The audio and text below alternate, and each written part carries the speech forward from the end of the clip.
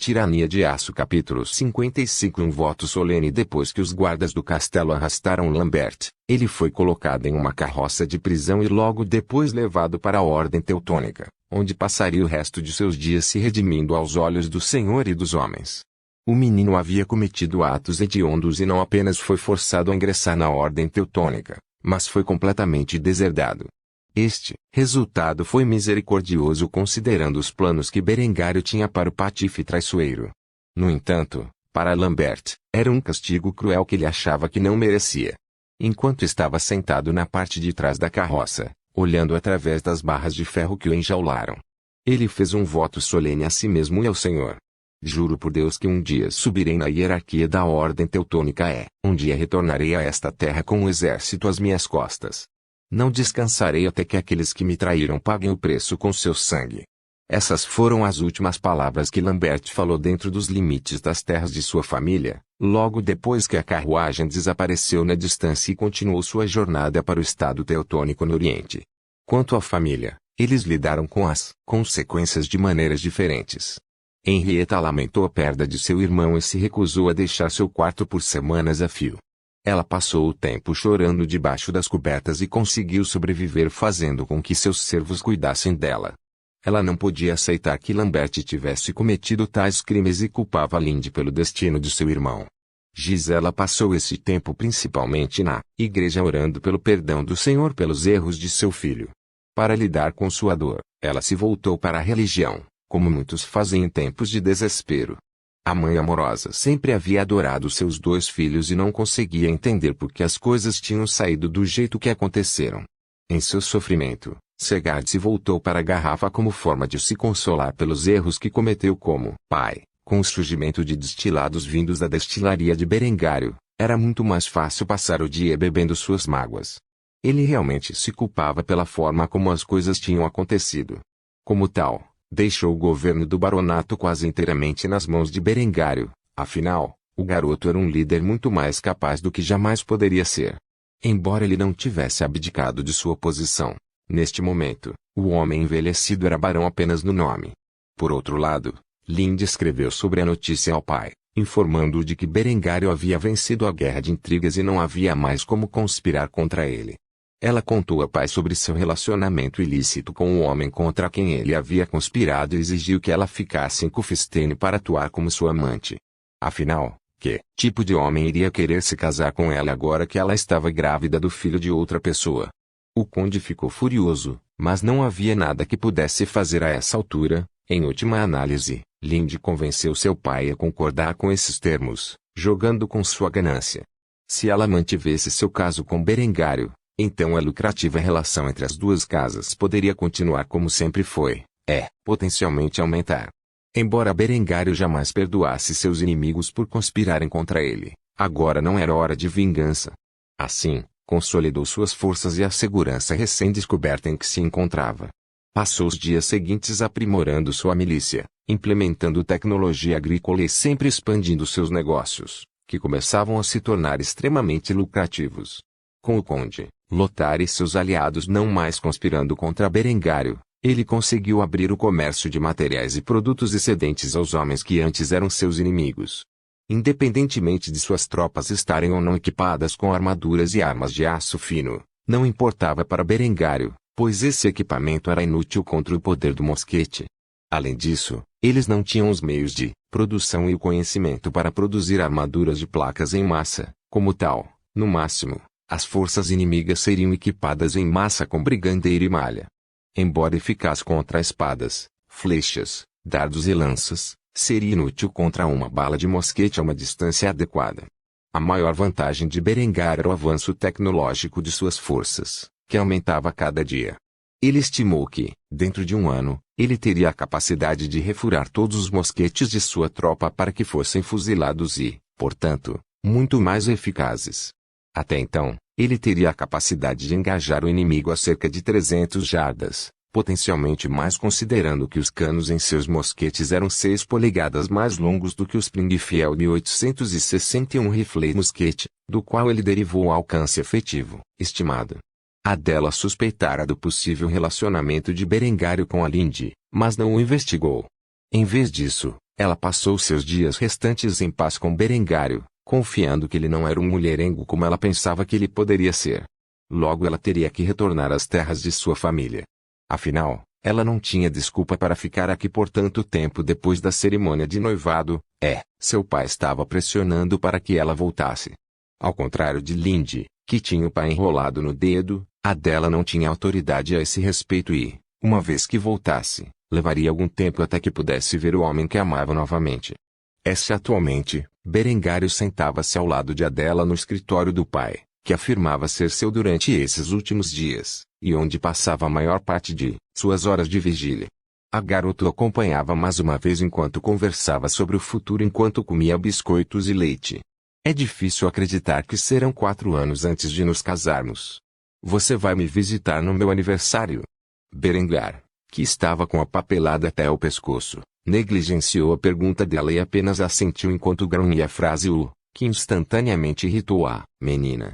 Ela estava agindo tão adorável e discutindo seu futuro como um casal, e tudo em que ele conseguia pensar era na papelada. Assim, ela decidiu testá-lo para ver se ele estava realmente ouvindo. Agora que Lambert se foi, Lindy não tem pai para seu filho. Você estaria disposto a assumir esse papel? Berengário continuou a escrever e apenas respondeu como se estivesse no piloto automático, completamente alheio ao que acabava de ser perguntado. Claro, por que não? Neste ponto, Adela começou a fazer beicinho. Claramente, Berengário não estava prestando atenção no que ela dizia, ou ele estava falando sério sobre a pergunta dela, o que só a provocou ainda mais. Assim, a adolescente acenou com a orelha, o que conseguiu chamar a atenção do jovem. Adela, que diabos? Quando Berengário notou a expressão em seu rosto, percebeu que tinha sido pego e achou melhor se desculpar por ignorá-la do que continuar agindo como se estivesse ouvindo. Sinto muito, realmente estou, mas atualmente estou inundado com papelada. O que você estava dizendo? Adela apenas bufou e saiu do escritório enquanto fazia birra. Esqueça. Claramente, você está muito ocupado para ouvir o que eu tenho a dizer. Berengário sentiu-se envergonhado quando ela saiu de seu quarto, mas tinha muito trabalho a fazer. Como tal, ele voltou para sua papelada. Esperançosamente, ele poderia terminar na hora do jantar. A essa altura, sua maior preocupação era a chegada da Inquisição, que estaria dentro de Kufstein em questão de dias. Se ele não pudesse resolver as coisas pacificamente com os emissários da igreja, só havia uma solução: guerra. Tirania de Aço capítulo 56. Uma palestra divertida. Berengar estava atualmente em uma sala de aula improvisada localizada temporariamente na taberna local da praça da cidade. Ele estava escrevendo o alfabeto em um quadro negro que ele havia criado com um pedaço de giz. Ao repassar o som de cada letra e como lê-las e escrevê-las, ele olhou para sua classe de trabalhadores que se reuniram para iniciar o processo de educação básica. Com a semana de trabalho de 40 horas em sessão, havia uma quantidade saudável de tempo livre para muitos dos trabalhadores de suas fábricas. Por causa disso, Berengário oferecia bebidas e refeições gratuitas a quem estivesse disposto a vir e aprender com ele e sua equipe por algumas horas todos os dias depois do trabalho. Ele pegou muito rapidamente, pois as pessoas podiam beber cerveja leve, desfrutar de uma boa refeição e educar-se com breves intervalos para socializar no meio. Trabalhadores, supervisores e capatazes se reuniram na praça da cidade como se fosse uma ocasião festiva. Berengário sempre achou que uma abordagem divertida da educação era muito mais fácil de aprender do que um instrutor monótono e chato, que sugava toda a vida da informação. Como tal, fazia jogos de aprendizagem e dava pequenos prêmios como uma bebida ou prato extra a quem conseguisse ganhar os seus concursos. Parecia estar funcionando, pois as pessoas comuns estavam rapidamente aprendendo linguagem, matemática e ciências de nível elementar. Esta foi uma solução temporária, é claro. Ele pretendia construir verdadeiras salas de educação e um dia até universidades. Por enquanto essas coisas estavam sendo construídas e organizadas, Berengar, Lindy e Adela estavam ensinando à população comum conhecimentos rudimentares em seu tempo livre.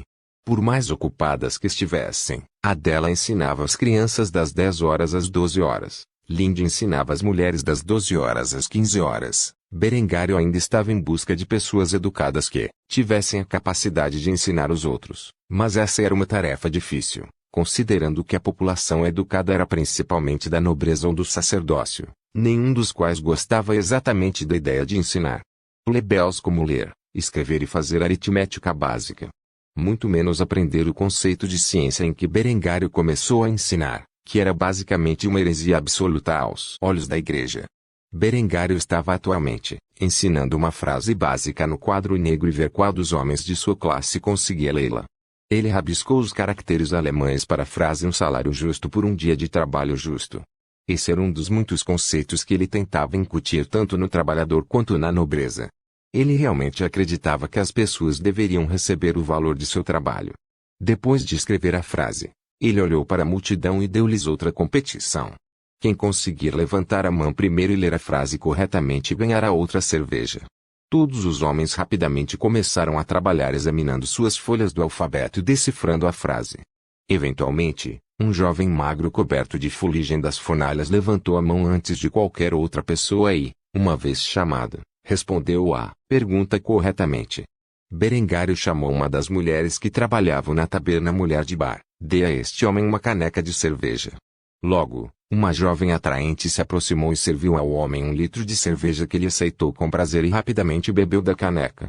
Depois, Berengário fez uma pergunta à classe para ver se eles entenderam o que a frase significava. Esta frase é bastante importante para cada um de vocês. Eu acredito que um homem deve receber uma quantia apropriada ao valor de seu trabalho. Berengar começou a caminhar pela taverna, pegou um litro de cerveja e começou a beber enquanto continuava sua palestra de filosofia econômica durante uma aula rudimentar de língua. Como homem sob meu emprego, você recebe pagamento por seu trabalho. Também acredito que, quanto mais um homem trabalha e quanto melhores resultados ele obtém, mais ele deve ser pago. Depois de dizer isso, ele apontou para um homem na multidão e fez uma pergunta na frente de todos. Você, senhor, qual é o seu nome? E muitas horas por semana você trabalha se você não se importa que eu pergunte. O homem olhou ao redor antes de perceber que era chamado e respondeu respeitosamente a Berengário. Sou conhecido como Rengard, e trabalho 50 horas por semana, milord. Berengar então rapidamente apontou para outro homem e fez a mesma pergunta. E você? Qual é o seu nome e quantas horas você trabalha por semana? O homem limpou a garganta antes de falar em um tom envergonhado. Eu sou Bruno, e trabalho 40. Milord. Berengário notou a expressão ansiosa no rosto do homem e sorriu gentilmente enquanto o confortava por suas escolhas. Não há nada de errado em trabalhar 40 horas por semana.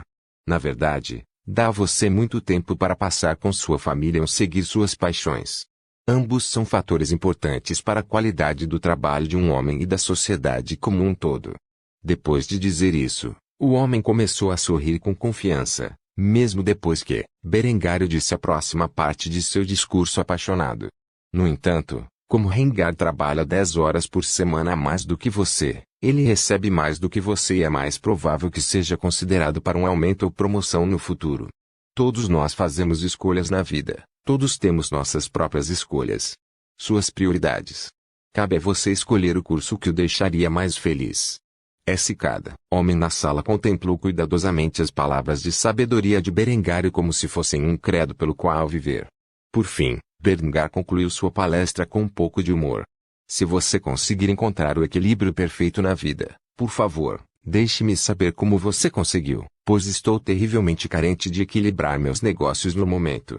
Dito isto, a multidão ligeiramente embriagada de trabalhadores começou a rir do senso de humor autodepreciativo de Berengário. Não podiam imaginar um homem como Berengário sem uma vida equilibrada. O jovem programava perfeitamente cada momento de seu tempo e os ensinava por causa disso. Depois que os operários fizeram alguns golpes bem-humorados, Berengário começou a rir e terminou a aula do dia. Tudo bem, pessoal, saiam daqui voltem para suas famílias, todos nós precisamos trabalhar amanhã de manhã, e perder o sono é prejudicial à sua saúde. Depois de dizer isso, todos os homens da classe vieram agradecer a Berengar pela palestra, bebida e alimentação gratuitas. Depois de um tempo, todos conseguiram voltar para casa, e Berengário fez o mesmo. Ele ainda tinha muito trabalho a fazer nesta noite antes que pudesse dormir. Sua declaração bem-humorada não era uma piada, agora que tinha autoridade quase absoluta no baronato, estava sobrecarregado de trabalho e mal conseguia tempo para checar sua família, que estava sofrendo com o crime e a sentença de Lambert. Embora o menino estivesse vivo, ele nunca voltaria como um membro de sua família.